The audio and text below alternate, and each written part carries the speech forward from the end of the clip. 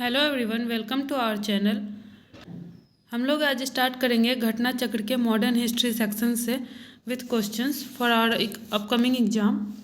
तो आधुनिक भारत का इतिहास, माध्यम हिंदी रहेगा। यूरोपियों का आगमन। वास्को डी गामा गुजराती पथ प्रदर्शक अहमद इब्न मजीद की सहायता से भारत के पश्चिम तट पर स्थित बंदरगाह कालीकट पर 20 मई 1998 ईस्वी को पहुंचा। जो पथ प्रदर्शक था उसका नाम अहमद इब्न मजीद था और वास्को डी गामा 20 मई 1998 को पहुंचा। उसने यहाँ पहुंचकर भारत के नए समुद्री मार्ग की खोज की। कालीकट के तत्कालीन शासक, उस टाइम शासक जो थे वो शासक जमोरी नाम था उनका, ने वास्को डी गामा का स्वागत किया। वास्को डी गामा ने भारत के आगमन से पुर्तगालियों एवं भारत के मध्य व्यापार के क्षेत्र में एक नए युग का शुभारंभ किया। वास्को डी गामा ने काली मिर्च के व्यापार से 60 गुना अधिक मुनाफा कमाया था भारत से, जिससे अन्य पुर्तगाली व्यापारी को प्रोत्साहन मिला। 1505 में फ्रांसिस्को द अल्मीडा भारत के प्रथम पुर्तगाली वायसराय एवं गवर्नर बनकर आए थे। हिंद महासागर में प्रभुत्व स्थापित करने के लिए अल्मीडा ने ब्लू वाटर पॉलिसी जिसको कि कार्टेज पद्धति भी बोलते थे, शांति जल नीति का प्रतिपादन किया। उस ब्लू वाटर पॉलिसी कार्टेज पद्धति में यह था कि पुर्तगालियों से परमिशन लेके जाना पड़ता था किसी भी महासागर में जाने के लिए, हिंद महासागर में जाने के लिए। अल्मीडा के बाद अल्फ्रांसो द अबुकर्क 1509 ईस्वी में गवर्नर बन के आए। पहला वास्को डी गामा आए। वास्को डी गामा के बाद अल्मीडा, फ्रांसिस्को द अल्मीडा। 1510 में 5 साल बाद भी 1509 में अल्फ्रांसो द अबुकर्क आए। 1510 में बीजापुर के शासक जो थे यूसुफ आदिल शाह से गोवा छीनकर पुर्तगालियों ने अधिकार जमा लिया। इसके बाद इसे भारत में पुर्तगाली शक्ति का वास्तविक संस्थापक माना गया। वास्तविक संस्थापक जो है अल्फ्रांसो द अबुकर्क को माना गया, क्योंकि उसने आदिल शाह जो बीजापुर का शासक था उससे गोवा छीनकर वहाँ पे अपना आधिपत्य बना लिया। फिर अबुकर्क जो है 1511 ईस्वी में दक्षिण पूर्वी एशिया जो रीजन है, साउथ ईस्ट एशिया जो है, वहाँ पे मंडी, मलक्का। 1515 में फारस की खाड़ी गल्फ ऑफ पर्सिया जो है, वहाँ उसके मुहाने पर स्थित हमरूज स्ट्रेट है, वहाँ पर अधिकार जमा लिया। अबुकर्क के बाद जो गवर्नर बने थे वो नीनो दी कूना। इसके बाद 1529 से 1568 तक वो गवर्नर रहे थे, नीनो द कूना। पुर्तगाली यात्री वास्को डी गामा ने भारत मार्ग की खोज की। उसके बाद स्पेनी यात्री कोलंबस थे स्पेन के, वो अमेरिका की खोज की। फिर ब्रिटेन के कैप्टन कुक ने ऑस्ट्रेलिया की खोज की। फिर हॉलैंड के तस्मान ने वॉन डिमन्स लैंड जो है, वर्तमान में जो तस्मानिया है उसका नाम डिमन्स लैंड था, उसका खोज किया। फिर न्यूजीलैंड के भी खोज किया और न्यूजीलैंड के खोज किया। पुर्तगालियों के भारत में प्रथम दुर्ग, पुर्तगाली जो थे फर्स्ट यूरोपीय थे जो इंडिया आए थे, तो अल्फ्रांसो द अबुकर्क ने 1503 में कोचिन में फर्स्ट फोर्ट बनाया था या दुर्ग बनाया था। उसके बाद है अंजी दीव एवं कन्नौर जो है, कन्नौर में पुर्तगाली ने दुर्गों का निर्माण अल्फ्रांसो द अल्मीडा द्वारा 1505 में हुआ। 1503 में कोचिन में और 1505 में कन्नौर और अंजी दीव में कराया गया। मध्यकाल में सर्वप्रथम भारत में व्यापार संबंध स्थापित करने वाले पुर्तगाली ही थे। भारत में यूरोपीय व्यापारिक कंपनियों में आगमन का जो क्रम है, सबसे पहले पुर्तगाली है, फिर डच के बाद अंग्रेज, डेन, फिर फ्रांसीसी। भारत में पुर्तगाली सबसे पहले 1498 ईस्वी में आए थे और यहाँ पे डेट भी है स्टार्टिंग में 1498 का। 20 मई 1498 को वास्को डी गामा आया था। उसके बाद है सबसे अंत में 1961 में वापस गए थे। वर्ष 1961 में गोवा का पुर्तगाली गवर्नर जनरल मैनुअल एंटोनियो वसालो ए सिल्वा 1558 से 1561 तक था। भारत में स्वतंत्रता प्राप्ति के दौरान गोवा का गवर्नर जनरल जोसे फेरेइरा बोसा था। तो हम लोग के इंडिपेंडेंस के बाद यहाँ से पुर्तगाली वापस गए हैं। यूरोपीय शक्तियों में सर्वप्रथम पुर्तगाली व्यापारियों ने भारत में समुद्री व्यापारिक केंद्र स्थापित किया था और वो ब्लू वाटर पॉलिसी जल नीति, ब्लू जल नीति जो है। उसके बाद है पुर्तगालियों ने 1503 में कोचीन में पहली फैक्ट्री तथा 1505 में कन्नूर में अपनी दूसरी फैक्ट्री स्थापित की। फिर 1534 ईस्वी में पुर्तगालियों ने बंगाल के शासक गियासुद्दीन महमूद शाह से संत गांव और चटगांव में अपनी फैक्ट्री स्थापित करने की अनुमति प्राप्त कर ली। पुर्तगालियों द्वारा हुगली में बंगाल की खाड़ी में समुद्री लूटपाट के लिए अड्डे के रूप में इस्तेमाल किया जाता था, बंगाल की खाड़ी में हुगली में।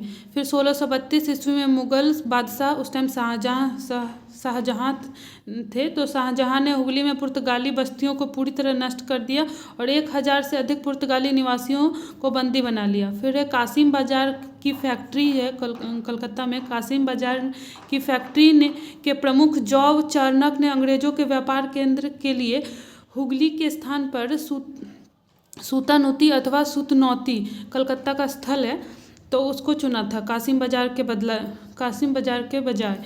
उसके बाद है कोच्चि। 1814 ईस्वी में ब्रिटिश उपनिवेश के तहत शामिल हुआ था कोच्चि। और 1599 ईस्वी में इंग्लैंड के एक मर्चेंट एडवेंचर्स नामक दल ने अंग्रेजी ईस्ट इंडिया कंपनी अथवा the governor and the company of merchants of London trading into the East Indies की स्थापना की थी 1599 में, इंग्लैंड की कंपनी मर्चेंट एडवेंचर्स ने। उसके बाद दिसंबर 1600 में ब्रिटेन की महारानी एलिजाबेथ प्रथम जो थी, एलिजाबेथ वन ने इसे पूर्व के स्थान पर व्यापार के हेतु 15 वर्षों के लिए अधिकार पत्र प्रदान किया था। 15 ईयर्स के लिए स्टार्टिंग में मिला था। इसके दौरान भारत के बादशाह अकबर थे, उस टाइम 1556 से 1605 तक थे, तो लिवेंट कंपनी को 1593 ईस्वी में स्थल मार्ग से भारत में व्यापार करने के लिए अधिकार प्राप्त हुआ। उसके बाद जहांगीर के शासनकाल में इंग्लिश ईस्ट इंडिया कंपनी ने सर्वप्रथम 1611 ईस्वी में मसूलीपट्टनम का नाम मछलीपट्टनम में भी, पट्टनम मतलब पोर्ट होता है, तो मछलीपट्टनम में भी एक स्थायी कारखाना स्थापित किया था। 1613 ईस्वी में 1611 में उन्होंने मछलीपट्टनम में कारखाना स्थापित किया। फिर 1613 ईस्वी में सूरत में स्थापित कारखाना अंग्रेजों के प्रथम स्थायी कारखाना थी, वो स्थायी नहीं था। 1613 में सूरत वाला स्थायी था। सूरत में डचों द्वारा फैक्ट्री 1616 ईस्वी में लगा था, जबकि फ्रांसीसी द्वारा 1668 में स्थापित किया गया था। थॉमस बेस्ट अंग्रेज अधिकारी थे जो पुर्तगालियों को सवाली का युद्ध होता है के स्थान पर हराया था थॉमस बेस्ट ने पुर्तगालियों को। फिर 1661 में इंग्लैंड के सम्राट चार्ल्स द्वितीय थे उस टाइम, तो उनका विवाह पुर्तगाल की राजकुमारी कैथरीन से होने पर सम्राट चार्ल्स को बम्बई उपहार के रूप में प्राप्त हुआ था। उसके बाद जिसे 1668 में 10 पाउंड वार्षिक किराए पर ब्रिटिश ईस्ट इंडिया कंपनी को दे दिया गया था। वो सम्राट चार्ल्स इंग्लैंड के थे और ब्रिटिश ईस्ट इंडिया कंपनी भी वहाँ की थी, तो उन्होंने 10 पाउंड वार्षिक किराए पे दे दिया। फिर बम्बई के अंग्रेज गवर्नर जो थे जॉन चाइल्ड ने 1688 में बम्बई और पश्चिमी समुद्र तट जो है, वेस्ट कोस्ट जो है के मुगल बादशाहों को घेरा डाला तथा मक्का जाने वाले हज यात्रियों पर बंदी बनाने का प्रयास किया। फिर फलस्वरूप उसका जो रिजल्ट हुआ, औरंगजेब ने भारत से निष्कासित करने का आदेश दिया था। इसका रिजल्ट ये हुआ कि औरंगजेब ने उन्हें भारत से निष्कासित करने का आदेश दिया। फिर कर्नाटक का प्रथम युद्ध हुआ। कर्नाटक का जो फर्स्ट वार है वो 1746 से 48 ईस्वी तक हुआ था। और 2 ईयर्स का ऑस्ट्रिया के उत्तराधिकार युद्ध जो 1740 में आरंभ हुआ था, उसके बाद विस्तार मात्र था। फिर गृह सरकारों की आज्ञा के विरुद्ध ही दोनों दलों अंग्रेज और फ्रांसीसी ने 1746 ईस्वी में प्रारंभ कर दिया। फिर उसमें कैप्टन बर्नेट थे, अंग्रेज कैप्टन बर्नेट थे, उनके नेतृत्व में अंग्रेजी सेना द्वारा कुछ फ्रांसीसी जहाज़ों पर अधिकार कर लिया और यही तत्कालीन युद्ध का कारण था। कर्नाटक फर्स्ट वार का जो मेन रीजन था वो ऑस्ट्रिया में वार चल रहा था फ्रांसीसी और अंग्रेज के लिए। ऑस्ट्रिया का लैंड किसका होगा, और यहाँ जो मेन रीजन हुआ जो और यहाँ जो तत्कालीन कारण बना वो तत्कालीन कारण ये बना कि अंग्रेज कैप्टन बर्नेट थे और फ्रांसीसी कुछ जहाज़ पे कब्जा कर लिए थे, तो कर्नाटक फर्स्ट वार डिक्लेयर हो गया। 1946 में वार होने लगा। प्रथम कर्नाटक युद्ध का समय जो है, कर्नाटक के नवाब जो थे वो अनवरुद्दीन थे। फर्स्ट कर्नाटक वार जो था उस टाइम में कर्नाटक के नवाब अनवरुद्दीन महफूज खां के नेतृत्व में 10,000 की भारतीय सेना को फ्रांसीसी पर आक्रमण करने के लिए भेजे। उसके बाद कैप्टन पैराडाइज के नेतृत्व में फ्रांसीसी सेना जो है अडयार नदी है, अडयार नदी पर स्थित सेंट थोमे नामक स्थान पर नवाब की सेना को पराजित किया। फिर यूरोपियों में युद्ध बंद होते ही कर्नाटक का प्रथम युद्ध समाप्त हो गया। फिर एलेक्सा सापेल है, एलेक्सा सापेल की संधि बोलते हैं या फिर सापेल की भी संधि बोलते हैं, ट्रीटी ऑफ एक्सला सापेल। तो 1748 में संधि हो गया। फिर ऑस्ट्रिया का जो उत्तराधिकार है उसका युद्ध भी समाप्त हो गया था, इस वजह से भी ट्रीटी हो गया। और मद्रास जो है अगेन अंग्रेज को ही मिल गया फिर से। फिर डुप्ले ने पहली बार में हथकंडे प्रयोग किए जो भारत को जीतने के लिए अंग्रेजों के लिए मार्गदर्शक बना। या डुप्ले ने पहली बार में वे हथकंडे प्रयोग किए जो भारत को जीतने के लिए अंग्रेजों के लिए मार्गदर्शक बना। यह डुप्ले ही था जिसने पहली बार यूरोपीय सेना को भारतीय राज दरबारों में भारतीय व्यय पर नियुक्त करवाया। मीन्स जो भारत का खर्चा होगा वो लग रहा था, वो डुप्ले का पॉलिसी था, डुप्ले का नीति था। उसके बाद जिससे पहली बार यूरोपीय हितों के लिए भारतीय राजनीति में हस्तक्षेप किया था। भारत में यूरोपीय सम्राट की नींव रखी लुई 14 जो है, लुई 14 के मंत्री कॉलबर्ट द्वारा 1664 ईस्वी में फ्रेंच ईस्ट इंडिया कंपनी की स्थापना हुई, जिसे कंपनी देश इंदेज ओरिएंटलेस कहा गया। तो उसके बाद ये तो हो गया फ्रांसीसी कंपनी का नाम। फ्रांसीसी कंपनी का निर्माण राज्य द्वारा हुआ तथा राज्य से ही इसका सारा खर्च जाता था। जैसे ब्रिटिश ईस्ट इंडिया कंपनी जो है वो प्राइवेट कंपनी थी और जो रानी को, जो वहाँ की क्वीन थी, उसको टैक्स पे करती थी। पर फ्रांसीसी कंपनी जो थी, फ्रेंच ईस्ट इंडिया कंपनी, वो गवर्नमेंट कंपनी थी और उसका जितना खर्च था, जितना सेना का खर्च, जितना ट्रैवल का खर्च, वो सारा खर्च जो है वो राजकीय कोष से जाता था। फिर 1667 ईस्वी में फ्रांसीसी कैरो के नेतृत्व में एक ही अभियान दल भारत के लिए रवाना हुआ, जिसने 1668 ईस्वी में सूरत में अपना पहला व्यापारिक कारखाने की स्थापना की। मरकाड़ा गोलकुंडा के सुल्तान से एक अधिकार पत्र जो है उस पर प्राप्त करके 1669 में मसूलीपट्टनम वाला जो एरिया, मसूलीपट्टनम में दूसरी फ्रांसीसी कोठी स्थापित हुई। ठीक है। और उसके बाद डचों ने अपनी प्रथम फैक्ट्री जो है, इसके बाद अपना पहला फैक्ट्री जो मसूलीपट्टनम में ही लगाए और फ्रेंच का दूसरा यहाँ फैक्ट्री लगा। फिर डचों ने बंगाल में भी पहले अपना कंपनी बनाया, पीपली में 1627 ईस्वी में स्थापित हुआ उसका। इसके कुछ दिन बाद डच पीपली के बालासोर है, बालासोर उड़ीसा में, बालासोर चले आए, परंतु बंगाल में डचों का व्यापार सही ढंग से 1653 से शुरू हुआ था, जब उन्होंने चिंसूरा में अपना कंपनी स्थापित किया। चिंसूरा के डच किले पर गुस्ताउस फोर्ट के नाम से जानते थे। चिंसूरा में जो डच का किला था उसको गुस्ताउस फोर्ट बोलते थे, गुस्ताउस फोर्ट। यूरोप वासियों को सर्वप्रथम सोरा और अफीम बिहार से प्राप्त हुआ था। सोरा गन पाउडर होता है, तो सोरा और अफीम बिहार से प्राप्त हुआ। उसके बाद अंग्रेजी शासनकाल में बिहार अफीम उत्पादन हेतु प्रसिद्ध था। उसके बाद है भारत में यूरोपीय शक्तियों का आगमन का क्रम इस प्रकार से है। पुर्तगाली, डच, अंग्रेज, डेन, फ्रांसीसी, जबकि इनकी कंपनियां का निम्नानुसार है। कंपनी जो है यहाँ पे दिया हुआ है, कंपनी का नाम भी है। कंपनी का नाम, पुर्तगाली कंपनी का नाम जो है एस्तादो द इंडिया था, जो 1948 में आया था। उसके बाद है डच ईस्ट इंडिया कंपनी, जो डच ईस्ट इंडिया कंपनी लगा था, तो वो है वेडिंग दे ओस्ट इंडीसे कंपनी, और 1602 में आया था। थर्ड जो है अंग्रेजी ईस्ट इंडिया कंपनी है, the governor and company of merchants of London trading into the East Indies, ये 1600 ईस्वी में। उसके बाद है डेन जो है वो डेन ईस्ट इंडिया कंपनी 1616 में। और ये फ्रांसीसी का कंपनी इंदेस ओरिएंटलेस जो है वो है 1664 में, फ्रांसीसी वाला। इसके बाद हमारा क्वेश्चन सेक्शन है। क्वेश्चन सेक्शन से देखते हैं तो पहला है कि वास्को डी गामा कालीकट किस वर्ष आया था, तो यह तो इजी आंसर है, 1498 का होगा। उसके बाद है यहाँ पे कुछ डेटा भी दिया हुआ है। मध्यकाल में सर्वप्रथम भारत में संबंध स्थापित करने वाले पुर्तगाली थे, ठीक है, और प्रथम पुर्तगाली वास्को डी गामा भारत पहुँचे थे पश्चिमी घाट के तरफ, ठीक है। जमोरिन उस टाइम राजा थे।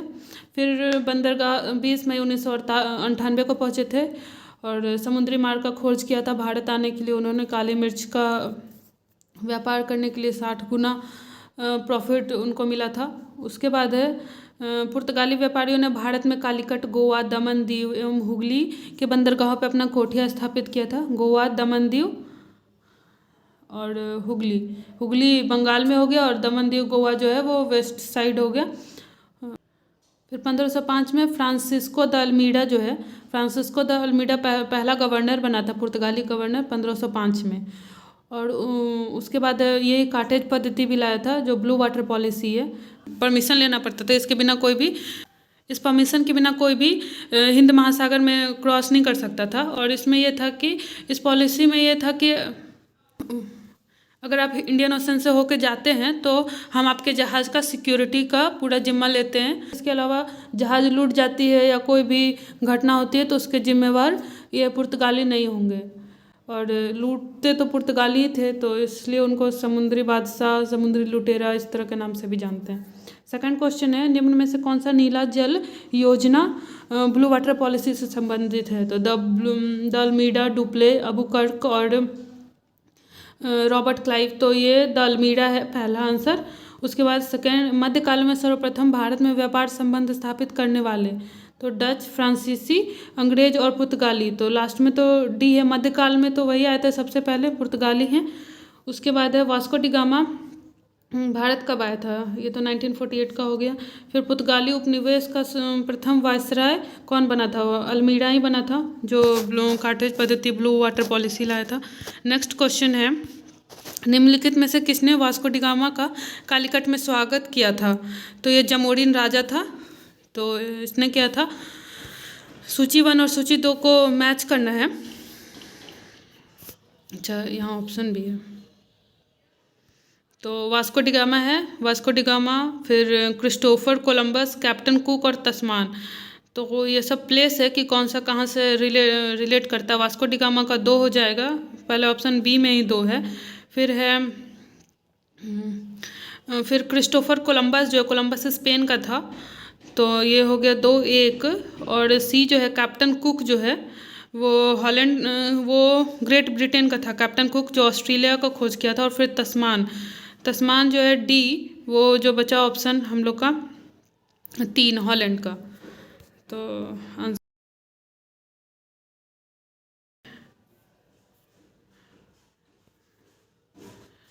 उसके बाद नेक्स्ट है, भारत में पुर्तगाली शक्ति का वास्तविक संस्थापक कौन था। पुर्तगाली शक्ति का वास्तविक संस्थापक जो है वो अल्बुकर्क को ही बोलते हैं, क्योंकि ये गोवा जो है, गोवा को कब्जा किया था आदिल शाह को हरा के। भारत में पुर्तगाली 1509 से 1515 तक इसका शासक था। 1510 में बीजापुर में आदिल शाह सुल्तान से गोवा को, बीजापुर के आदिल शाह सुल्तान थे, वो तो गोवा को जीता था वहाँ से। उसके बाद नेक्स्ट क्वेश्चन जो है, भारत में यूरोपीय शक्तियों को प्रवेश के संदर्भ में निम्न में से कौन सा कथन सही नहीं है। तो पुर्तगाली 1499 पे गोवा पे कब्जा किए थे, तो 1499 नहीं था, ये अबुकर्क के आने के बाद था। ये 1499 नहीं है, ये 1510 था अबुकर्क के आने के बाद। फिर है, अंग्रेजों ने पहला अपना कारखाना दक्षिण भारत में मछलीपट्टनम में खोला था, और पहला कारखाना जो है वो मछलीपट्टनम में खोला था, ये ठीक है। सेकंड जो स्थाई वाला था वो सूरत में था। फिर पूर्वी भारत में अंग्रेजों का कंपनी जो था 1633 में उड़ीसा में पहला कारखाना लगाया था। पूर्वी भारत जो हुआ ईस्ट साइड में, हाँ, तो उड़ीसा में पहला लगाया था। फिर डुप्ले के नेतृत्व में फ्रांसीसी ने 1764 में मद्रास पर कब्जा किया था। तो ये भी सही है। बाद में तो ये भी सही है, पहला जो है वो रॉन्ग है, 9 का ये होगा। नेक्स्ट है, पुर्तगाली ने भारत में किस स्थान पर प्रथम दुर्ग का निर्माण किया था? तो प्रथम दुर्ग वाला जो है वो कोचीन ही है। कोचीन में उसका पहला दुर्ग बना था। उस टाइम जो अबुकर्क थे वो वहाँ के गवर्नर थे। 1503 में कोचीन में बना था। उसके बाद है नेक्स्ट, किन यूरोपियों ने भारत में प्रथमतः समुद्रिक व्यापारिक केंद्र स्थापित किया था? समुद्रिक व्यापारिक केंद्र प्रथम जो है वो पुर्तगाली है। नेक्स्ट क्वेश्चन है, यहाँ पढ़ लेते हैं। यूरोपीय शक्ति ने सर्वप्रथम पुर्तगाली व्यापारियों ने भारत में समुद्रिक व्यापारिक केंद्र स्थापित किया था। और अल्मीडा वो 1509 में दीव पर अधिकार कर लिया था। नेक्स्ट है, बंगाल में से निम्नलिखित फैक्ट्रियों में से एक पुर्तगालियों द्वारा स्थापित की गई थी? हाँ, तो हुगली जो है वो बंगाल के फैक्ट्री में से पुर्तगाली द्वारा स्थापित किया गया था। नेक्स्ट क्वेश्चन यहाँ देखते हैं कुछ पढ़ने के लिए।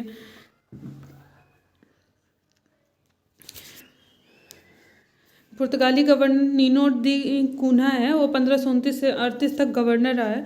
तो उसने मद्रास के निकट सेन थोमी और बंगाल में हुगली में पुर्तगाली बस्तियां स्थापित किया था और पूर्वी समुद्री तट पर पुर्तगाली वाणिज्य का विस्तार किया था।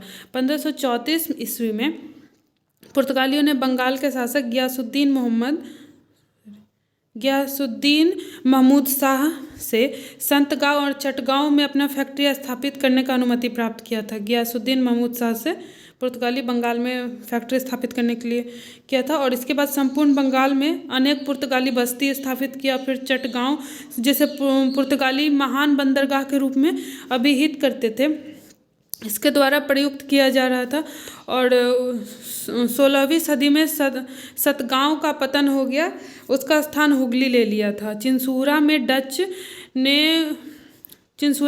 ने गुस्तावुस किले का निर्माण किया था। और श्रीरामपुर जो है वो डेनिस का प्रमुख केंद्र था। तो श्रीरामपुर डेनिस का प्रमुख केंद्र हो गया, चिंसूरा में डच का है।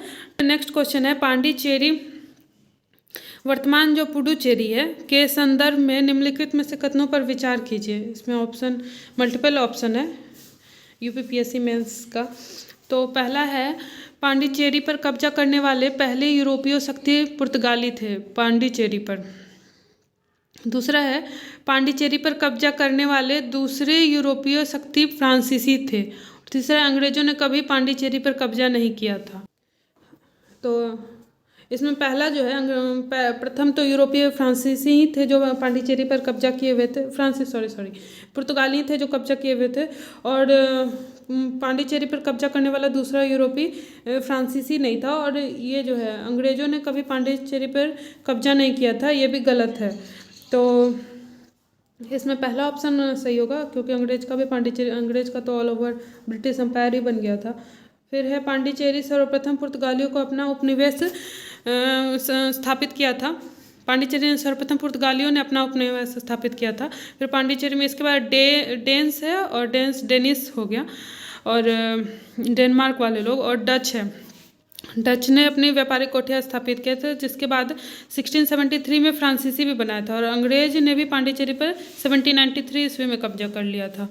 और फिर 1814 ईस्वी में पेरिस की संधि के तहत फ्रांस को सौंप दिया गया था। मीन्स पहले अंग्रेज कब्जा किए, फिर उसको फ्रांस को ही सौंप दिए। फिर नेक्स्ट क्वेश्चन है, हुगली में को बंगाल की खाड़ी के लिए लूटपाट के लिए किसने अड्डा बनाया हुआ था? तो पुर्तगालियों ने बनाया हुआ था। पुर्तगाली द्वारा हुगली को बंगाल की खाड़ी को लूटपाट का अड्डा बनाया हुआ था। फिर नेक्स्ट क्वेश्चन है, बंगाल की खाड़ी में समुद्री डकैती हेतु हुगली का उपयोग कौन करता था? पुर्तगाली। ठीक है, ये 65th बीपीएससी का क्वेश्चन है। नेक्स्ट है, निम्नलिखित में से कौन कलकत्ता का संस्थापक था? कलकत्ता का संस्थापक जॉब चार्नक को बोलते हैं। ये पढ़ते हैं। कासिम बाजार की फैक्ट्री के प्रमुख जॉब चार्नक थे कासिम बाजार के। तो अंग्रेजों के व्यापार के लिए हुगली के स्थान पर, मतलब हुगली के प्लेस पे सुतनौती जो कलकत्ता स्थल को चुना हुआ था।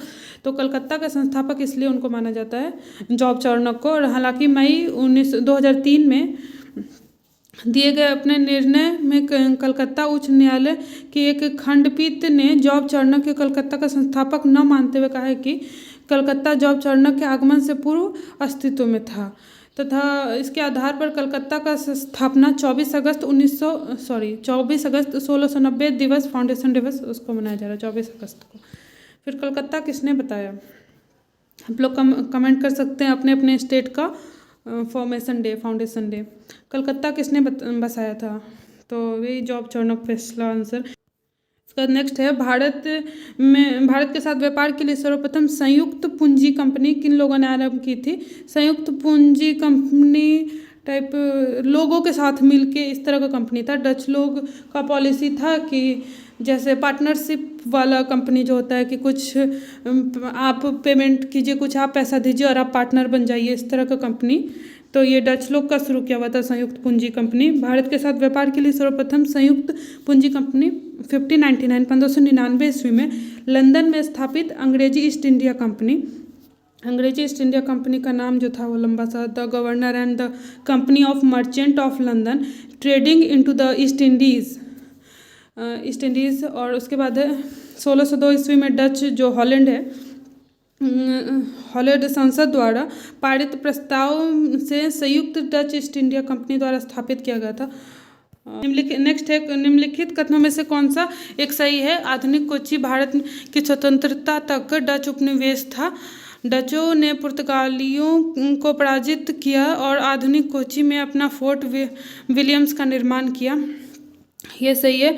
और आधुनिक कोच्चि पहले डच उपनिवेश था जिस पर बाद में पुर्तगालियों का अधिकार हो गया, ऐसा तो नहीं है।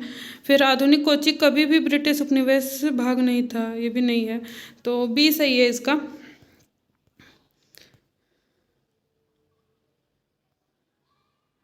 स्टेटमेंट में है, डचों ने पुर्तगालियों को पराजित करके आधुनिक कोच्चि में, हाँ वही चीज़ है।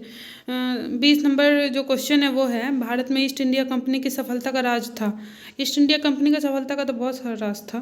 अच्छा, उपरोक्त तीनों ऑप्शन भी है। भारत में राष्ट्रीय भावना की कमी, कंपनी की सेना को पश्चिमी परीक्षण मिला था, उसके पास आधुनिक हथियार थे, ये तो सही है ही। भारतीय सैनिकों में राष्ट्रीय भावना का अभाव था जिसके फलस्वरूप कोई जो उन्हें अच्छा वेतन दे उसको सेवा में लगा सकता था। हाँ ये भी है। तो ये और वो ए और सी थोड़ा बहुत सेम लग रहा है, डी ऑप्शन होना चाहिए। हाँ ऐसा था, बहुत कुछ था। ब्रिटिश के पास नया नया हथियार था, इंडियन सभी तलवार पे थे ही। अभी आगे क्वेश्चन करते हैं। निम्नलिखित ब्रिटिश कंपनियों में से किसे भारत में व्यापार करने के लिए पहला अधिकार पत्र प्राप्त हुआ था? Levant company, East India company, the English company trading to East Indies, ये दोनों तो सेम है बीसी, और फ्रेंच वाला तो लास्ट में ही आया था। तो पहला है लीवेंट कंपनी। लीवेंट कंपनी 1593 में स्थल मार्ग से भारत में व्यापार करने का अधिकार प्राप्त हुआ था 31 दिसंबर 1600 में। महारानी एलिजाबेथ जो है the governor and company of merchants of London trading to East Indies के समुद्री मार्ग से ईस्ट इंडीज के साथ व्यापार करने का पहला अधिकार पत्र प्रदान किया था। फिर 1702 में न्यू कंपनी महारानी एनी के साथ मिलकर त्रिपक्षीय इकरारनामा किया जिसके तहत पुरानी कंपनी जो थी 7 साल के भीतर खुद को बंद कर देती थी। नेक्स्ट पढ़ते हैं। नेक्स्ट क्वेश्चन है, लंदन में ब्रिटिश इंडिया कंपनी के गठन के समय भारत का निम्नलिखित में से कौन बादशाह था? ब्रिटिश ईस्ट इंडिया कंपनी के टाइम में तो अकबर था।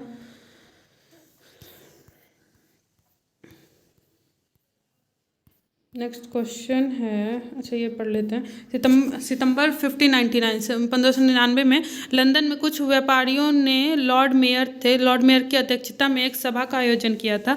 इसके पूर्व द्वीप समूह के साथ व्यापार करने के आयोजना का तैयार किया गया। उसके बाद 1599 ईस्वी में कंपनी का गठन हुआ, governor and company of merchants east Indies वाला जो है। और उस टाइम बादशाह जो अकबर जो है उसका टाइम ड्यूरेशन जो है 1556 से 1605 है। फिर किस मुगल सम्राट के काल में इंग्लिश ईस्ट इंडिया कंपनी ने भारत में सर्वप्रथम कारखाना स्थापित किया था? तो वो ऑप्शन जहांगीर है। जहांगीर के शासन में 1611 में मसूलीपट्टनम और 1613 में सूरत में।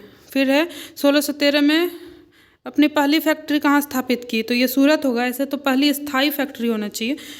उसके बाद है कैप्टन विलियम्स हॉकिन जो है सूरत से, कैप्टन विलियम्स हॉकिन सूरत में मुगल दरबार 1608 में ईस्वी में पहुंचा था, किंतु सूरत का फैक्ट्री स्थापना का अनुमति सफल नहीं हो पाया था 1608 में। तो 1611 में वो लोग मसूलीपट्टनम में बना दिया और उसके 1613 में फाइनली सूरत में बना था जहांगीर के परमिशन से। ईस्ट इंडिया कंपनी की प्रथम फैक्ट्री स्थापित हुई थी पुणे, पांडिचेरी, गोवा, सूरत, तो सूरत होगा। नेक्स्ट है, निम्नलिखित में से किस अंग्रेज अधिकारी ने पुर्तगालियों को सवाली के स्थान पर हराया था? पुर्तगाली को तो ये थॉमस बेस्ट है, वही हराया था सवाली में। उसके बाद लोग अंग्रेज को कंसीडर करने लगे थे। उसके बाद निम्नलिखित यूरोपियों में से व्यापारिक कंपनियों में से किसने सूरत में सर्वप्रथम अपना कारखाना बनाया था? तो सूरत में सर्वप्रथम अंग्रेजों ने बनाया था 1613 में। डच का है 1616 में और फ्रांसीसी 1668 में बनाए थे। ठीक है, नेक्स्ट है क्वेश्चन, 1613 में अंग्रेज ईस्ट इंडिया कंपनी ने कहाँ कारखाना बनाया था? सूरत में। ईस्ट इंडिया कंपनी के प्रारंभिक दौर वेस्टर्न प्रेसिडेंसी कहाँ थी? वेस्टर्न प्रेसिडेंसी जो पश्चिम साइड में होगा तो वो सूरत ही है। बंगाल वाला साइड तो ईस्ट हो गया। नेक्स्ट क्वेश्चन जो है, ब्रिटिश ईस्ट इंडिया कंपनी ने बम्बई किससे लिया था? बम्बई जो है वो पुर्तगालियों से लिया था दहेज में 10 पाउंड के किराए पे लिया था, वार्षिक किराए पे। उसके बाद है, ईस्ट इंडिया कंपनी ने किस अंग्रेज गवर्नर को औरंगजेब द्वारा भारत से निष्कासित किया गया था? ईस्ट इंडिया कंपनी के किस गवर्नर को औरंगजेब जो भारत से निष्कासित किया था वो जॉन चाइल्ड था। इसका रीजन तो हम लोग जानते हैं, औरंगजेब जो मक्का जाने वाले रीजन पे वो लोग बैन किया था, हज पे यात्रियों पे बंदी बनाने का प्रयास किया था, तो औरंगजेब उनको निकाल दिया था। उसके बाद है, निम्नलिखित में से कर्नाटक का युद्ध कौन सा तत्कालीन कारण था? वो ऑस्ट्रेलिया के राजगद्दी के लिए जंग था, बी ऑप्शन है। सॉरी कुछ और है यहाँ पे। अंग्रेजों द्वारा फ्रांसीसी जहाज़ों पर अधिग्रहण, हाँ, तत्कालीन कारण जो है वो अंग्रेजों द्वारा फ्रांसीसी जहाज़ों पर अधिग्रहण है। और ऑस्ट्रिया का राजगद्दी ये चल रहा था 1740 से चल रहा था ये वाला जंग। यहाँ पे 1714 से आरंभ हुआ था ऑस्ट्रेलिया का अधिकार का युद्ध, और तत्कालीन कारण जो बना था वो जहाज़ों पर कब्जा के लिए। फिर कर्नाटक युद्ध में किन किन के मध्य लड़ाई हुआ था? तो अंग्रेज और फ्रांसीसी के बीच में। नेक्स्ट है, प्रथम कर्नाटक युद्ध जो कैसे ख़त्म हुआ? तो वो है, प्रथम कर्नाटक युद्ध एक्स ला चैपेल वाला संधि जो है उसके तहत ख़त्म हुआ था। उसके बाद तृतीय कर्नाटक युद्ध और द्वितीय कर्नाटक युद्ध, तो तृतीय कर्नाटक युद्ध जो है पेरिस के संधि के साथ अंत हुआ था, और सेकंड वाला जो है ये हुआ था अनिर्णायक युद्ध। हाँ, इसका कोई मतलब रिजल्ट नहीं निकला था। और फिर प्रथम मैसूर युद्ध जो है, मैसूर युद्ध हुआ था ब्रिटिश का हार से, और उसके बाद फिर सेकंड मैसूर युद्ध हुआ था इसके बाद। फिर नेक्स्ट क्वेश्चन है, अच्छा आंसर भी ऐसी ऑप्शन है 4-1-3-2। फिर नेक्स्ट 35 नंबर है, निम्नलिखित में से कौन सा सही सुमेलित नहीं है? सही सुमेलित नहीं, कर्नाटक का युद्ध तो 46 से 48 2 साल का हुआ था, और द्वितीय युद्ध जो है 50 से 52, ये गलत है। द्वितीय युद्ध 50 से 52 ये गलत है, जस्ट 1 साल बाद हुआ था, 49 से ही है, तो ये बी ऑप्शन है। हाँ 49 से 54। और उसके बाद तृतीय कर्नाटक युद्ध जो है 58 से 63, 58 से 63 तक चला था 1758 से। और पानीपत का तृतीय युद्ध जो है वो 1761 में हुआ था। नेक्स्ट क्वेश्चन हम लोग देखते हैं निम्नलिखित में से कौन सा प्रथम यूरोपीय व्यक्ति था जिसने भू क्षेत्र अर्जित करने के उद्देश्य से भारतीय राजाओं के झगड़ा का भाग लेने की नीति आरंभ की थी। तो डुप्ले का नीति। नेक्स्ट है भारत में फ्रांसीसी ने अपना पहला कारखाना निम्न स्थानों पे कौन से स्थान पे लगाया था? तो सूरत में ही लगाया था, वो तो सबसे लास्ट में लगाया था, 1664 में लगाया था।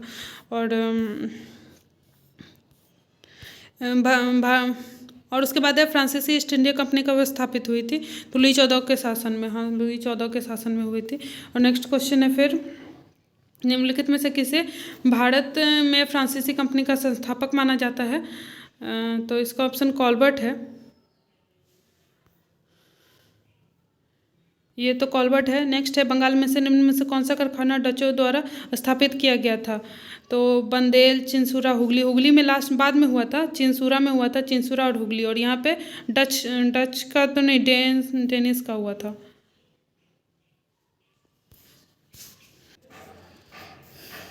आगे हम लोग करते हैं। तो आगे है डच ईस्ट इंडिया कंपनी ने किस वर्ष अपनी फैक्ट्री पटना में स्थापित की थी? पटना में ये 1632 में है। सबसे पहले शायद डच ही था पटना में। नेक्स्ट है फ्रांसीसी दक्कन है, ये शायद फ्रांसीसी दक्कन में शक्ति आंदोलन स्थापित करने के लिए असफल रहे क्योंकि? अच्छा, दक्कन में असफल क्यों रहा शक्ति आंदोलन के लिए? तो डुप्ले समक्ष सेनापति नहीं था, डुप्ले तो समक्ष सेनापति था, अच्छा नीति था उसका। फिर है अंग्रेजों की फौज शक्तिशाली थी, ये भी हाँ, ये रीजन हो सकता है। फिर है भारतीय लोग फ्रांसीसियों को पसंद नहीं करते थे, ऐसा कुछ नहीं था, डिवाइडेड था पसंद। फिर पांडिचेरी सामरिक केंद्र था, सामरिक केंद्र। ये ऑप्शन बी ही सही है। क्या है? फ्रांसीसियों की पराजय का एक मुख्य कारण उनकी कमजोर नौसेना थी फ्रांसीसियों का। नेक्स्ट है कूट मिलाना है। निम्न यूरोपीय शक्तियों ने भारत व्यापार में समय समय पर प्रवेश किया। अच्छा, वो कौन सबसे पहले आया? सबसे पहले तो पुर्तगाली आया ना, पुर्तगाली, देन डच, अंग्रेज और लास्ट में फ्रांसीसी। ये चार, ये बी ऑप्शन वाला। 4 3 2 1 3। नेक्स्ट है डेन भी छूट गया, अंग्रेज के बाद डेन आया था और सबसे लास्ट में फ्रांसीसी आया था। सूची 1 सूची 2 मिलाना है। पांडिचेरी क्या है? अंत पता नहीं, व्यापारी कोठी से रिलेटेड से क्या? मद्रास,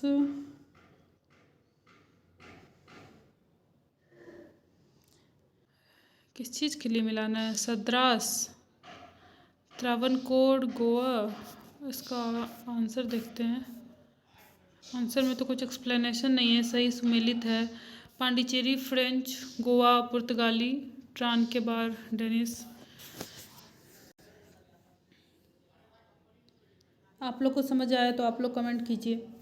नेक्स्ट है 45 में है उस क्षेत्र की पहचान करें जहां यूरोप वासियों को सर्वप्रथम सोरा और अफीम बिहार में मिला था। नेक्स्ट है अंग्रेजी शासनकाल में भारत में कौन सा क्षेत्र अफीम उत्पादन के लिए प्रसिद्ध था? बिहार। निम्नलिखित यूरोपियों में से कौन सा एक स्वतंत्रता संपूर्ण भारत में व्यापारी के रूप में सबसे अंत आया था? सबसे अंत फ्रांसीसी आया था, ठीक है, 1664 में। नेक्स्ट है निम्नलिखित में से किन स्थानों पर डचों ने अपना व्यापारिक अड्डा स्थापित किया था? नागपट्टनम, चिंसूरा, मछलीपट्टनम, ये सब तो था। सूरत, सभी उपरोक्त सभी ऑप्शन भी है। कोचीन, अहमदाबाद, पटना। डच का तो पटना में भी था व्यापारिक कोठी, तो ऑप्शन डी हो गया। 48 आगे है, अहमदाबाद में भी था। आगे है निम्नलिखित में से विचार कीजिए। विचार क्या करना है? कौन सा अंग्रेजों ने भारत को देन दी थी? अंग्रेजों ने मृदा के स्वरूप तथा उपज के गुणों के आधार पर भूमि राजस्व का मूल्यांकन।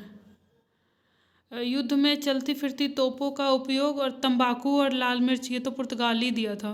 तंबाकू और लाल मिर्च का खेती हो गया, तो तंबाकू और लाल मिर्च तो पुर्तगाली के साइड से आया था।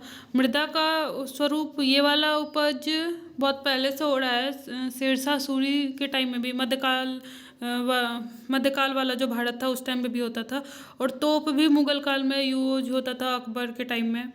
तो इसका ऑप्शन तो अच्छा कोई भी नहीं है, कोई भी नहीं होना चाहिए ऑप्शन में। मूल्यांकन से शेरशाह सूरी में अकबर द्वारा किया जा चुका है भू राजस्व वाला। हाँ, इससे पहले भी हुआ है। और भारत में तंबाकू और लाल मिर्च, काली मिर्च, ये सब उनका लाया हुआ है। आलू भी पुर्तगाली लाए हुए हैं भारत में। नेक्स्ट है, किसने ईस्ट इंडिया कंपनी के बारे में यह टिप्पणी की थी कि कंपनी एक असंगति है, परंतु यह उस व्यवस्था का भाग है जहाँ सब कुछ ही असंगत है। अच्छा, वॉरेन हास्टिंग, जीवी मैकाले, लॉर्ड क्लाइव, हेनरी डुडांस। इसका आंसर जीवी मैकाले है। आगे देखते हैं, लॉर्ड मैकाले जो है ब्रिटेन का राजनीतिक कवि था, ब्रिटेन का था ये, राजनीतिक कवि और इतिहासकार भी था। 1834 से 1838 का टाइम है। वो भारत के सुप्रीम काउंसिल में लॉ मेंबर था, सुप्रीम काउंसिल में, और लॉ कमीशन का प्रधान भी रहा है। प्रसिद्ध दंड विधान ग्रंथ द इंडियन पेनल कोड जो है आईपीसी की पांडुलिपि इसी ने तैयार की थी। लॉर्ड क्या है नाम है इनका, जीवी मैकाले ने आईपीसी का पांडुलिपि जो है वो तैयार किए थे। उसके बाद अंग्रेजी को भारत की सरकारी भाषा तथा शिक्षा का माध्यम, और यूरोपीय साहित्य दर्शन का विज्ञान को भारतीय शिक्षा का लक्ष्य बनाने के लिए महत्वपूर्ण भूमिका इनका था। फिर ईस्ट इंडिया कंपनी की नीतियों पर टिप्पणी करते हुए मैकाले ये भी कहें कि कंपनी एक असंगति है, परंतु यह उस व्यवस्था का भाग है जहाँ सब कुछ असंगत हो। नेक्स्ट हमारा ईस्ट इंडिया कंपनी और बंगाल का नवाब है, जो हम लोग कल करेंगे नेक्स्ट डे में। तब आज के लिए thank you, have a nice day, subscribe and share, thank you.